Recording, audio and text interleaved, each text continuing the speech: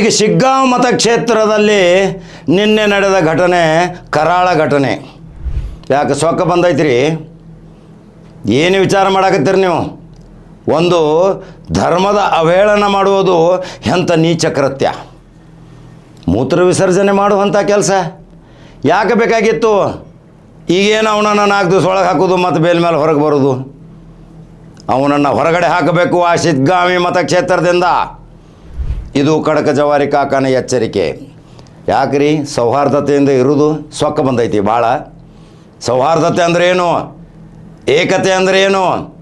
ಅವರವರ ಧರ್ಮದಲ್ಲಿ ಎಲ್ಲರೂ ಸಮ್ಮಿಶ್ರವಾಗಿ ಕೂಡಿ ಭಾವೈಕ್ಯತೆ ಸಾರುವಂಥ ಹಾವೇರಿ ಜಿಲ್ಲೆಗೆ ಕಳಂಕ ತರುವಂಥ ಆ ಯುವಕ, ಅವನನ್ನು ಹೊರಗಟ್ಟಬೇಕು. ಅಲ್ಲಿರುವ ಶಾಸಕನೇ ಸ್ವತಃ ಹೋಗಿ ಕಂಪ್ಲೇಂಟ್ ಕೊಟ್ಟು ಅವನನ್ನು ಹೊರಗೆ ಹಾಕುವಂಥ ಪರಿಸ್ಥಿತಿ ನಿರ್ಮಾಣ ಮಾಡಬೇಕು.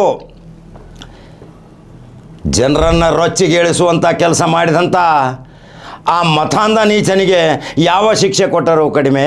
ಜನ ಭಾಳಷ್ಟು ಮೌನವಾಗಿ ಕೂತಿದ್ದರು. ಇಂಥ ಘಟನೆಯಿಂದ ಹಾವೇರಿ ಜಿಲ್ಲೆಯ ಜನತೆಗೆ ಒಂದು ಕಪ್ಪು ಚುಕ್ಕೆ. ಹಾವೇರಿ ಜನ ಯಾವಾಗಲೂ ಶಾಂತಿ ಪ್ರಿಯರು. ಅದು ಬಸವನ ನಾಡು, ಶರಣರ ನಾಡು, ಸಂತರ ನಾಡು.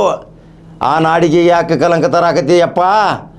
ನಿನಗೇನು ಹೊಟ್ಟೆಗೆ ಏನು ತಿಥಿಯ ನೀನು? ನಿನಗೆ ಇಂಥ ಒಂದು ಹೀನಕೃತ್ಯ ಮಾಡುವಂಥ ಪರಿಸ್ಥಿತಿಯನ್ನು ನಿರ್ಮಾಣ ಮಾಡಿಕೊಂಡು ಒಂದು ಧಾರ್ಮಿಕ ಭಾವನೆಗೆ ಧಕ್ಕೆ ತರುವಂಥ ಇಂಥ ನೀಚ ಕೆಲಸ ಮಾಡಿದವನಿಗೆ ಅವನನ್ನು ಹೊರಗಟ್ಟಬೇಕು. ಮೊದಲು ಶಾಸಕ ಯಾಸೀರ್ ಖಾನ್ ಪಠಾಣ್ ತಕ್ಷಣ ಅಲ್ಲಿ ಕಾರ್ಯಪ್ರವೃತ್ತ ಆಗಬೇಕು. ಈಗ ಅದೊಂದು ದೊಡ್ಡ ಸ್ವರೂಪದಲ್ಲಿ ಇದೇ ಬರುವ 26ರಂದು ಹಾವೇರಿ ಬಂದ್ ಮಾಡುವಂಥ ಪರಿಸ್ಥಿತಿ ಬಂದೈತಿ. ಶಿಗ್ಗಾಂವಿ ಬಂದಾದರೆ ಆ ಪರಿಸ್ಥಿತಿಯನ್ನು ಎದುರಾಕೊಳ್ಳೋರು ಯಾರು? ಅಲ್ಲಿರುವಂಥ ಕೂಲಿಕಾರ ಜನರಿಗೆ ತೊಂದರೆ ಕೊಡುವಂಥ ಒಬ್ಬನಿಂದ ಇವನನ್ನು ಮೊದಲು ಹೊರಗೆ ಹಾಕಬೇಕು ಅಲ್ಲಿಂದ. ಯಾಕ್ರಿ? ಇವತ್ತು ಏನು ನಡೀತಾ ಇದೆ? ಇವತ್ತು ಶಿಕ್ಷಣ ಆರೋಗ್ಯಕ್ಕೆ ಬಡದಾಡುವಾಗ ಮನೆಯೆಲ್ಲರೂ ಜನರು ದುಡಿಯುವಾಗ ಸಹಿತ ಮನೆ ನಡೀತಾ ಇಲ್ಲ.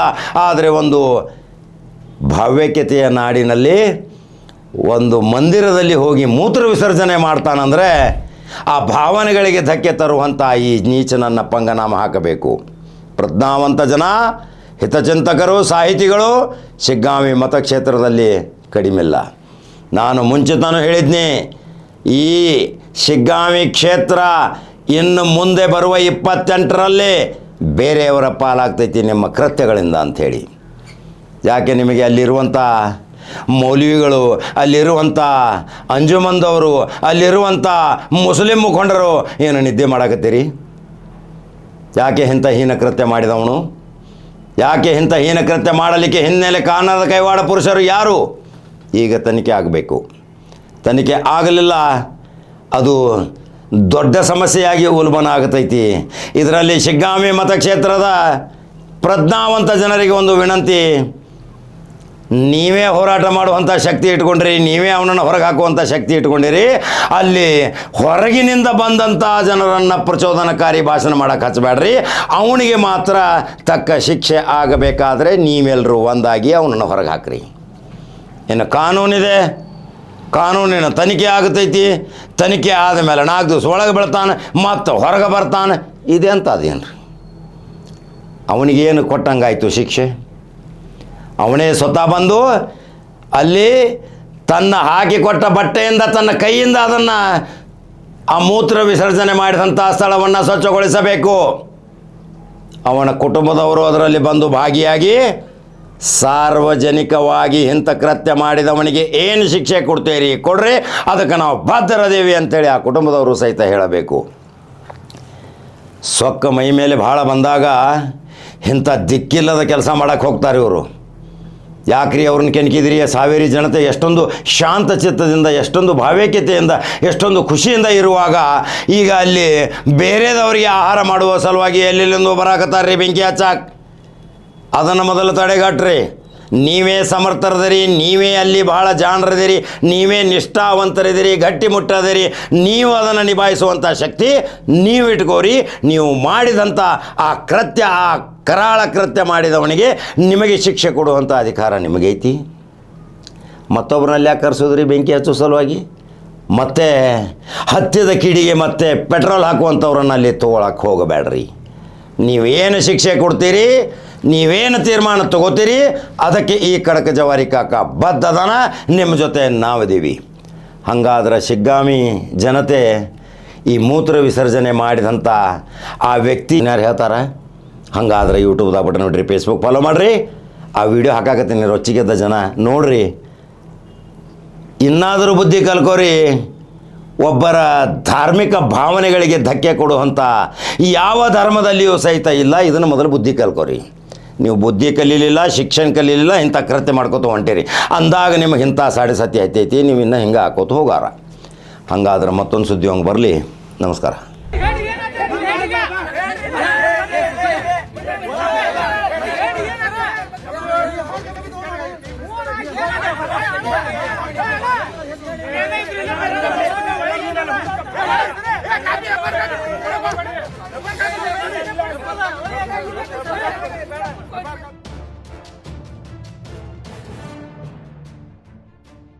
ಅಂದರೆ 20ನೇ ತಾರೀಕು ರಾತ್ರಿ 9:30 ನಂತರ